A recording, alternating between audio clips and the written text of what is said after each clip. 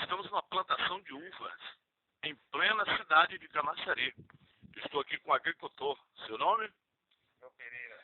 Seu João, como é que é feito esse cultivo da uvas, principalmente numa cidade que não é tão fria como Camaçari? A fazer essa plantação é uma plantação artesanal, né?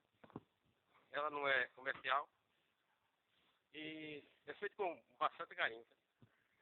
O senhor cuida com carinho demais, né? Toda hora você vem olhar. Que espécie de uva é essa que estamos vendo aqui, seu João?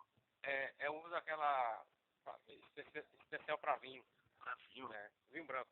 Olha, rapaz, os cachos cheios, hein, João?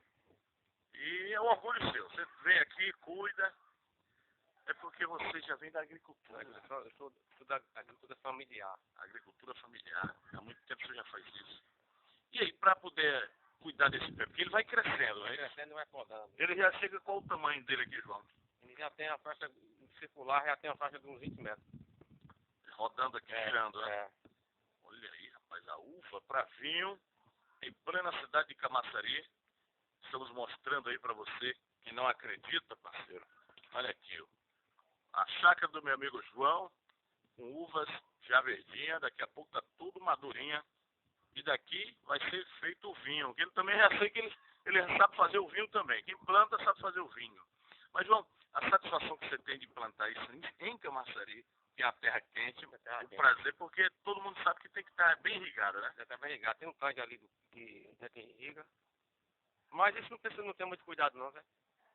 É só botar adubo orgânico. Adubo. Adubo orgânico. E para poder ir... Adubo de galinha, adubo de gado. Ó. Pode botar químico não, que não fica. Entendi. São o tipo de adubo que você pode fazer, né? É. Adubo de gado ou de galinha. A plantação aqui, o pé de uvas do João. Olha aqui mais um belo cacho aqui, ó.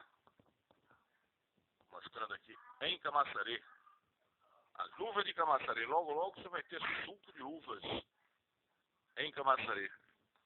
João, um abraço, boa sorte e continue cultivando o que é bom. Feliz Natal para vocês. Tá bom.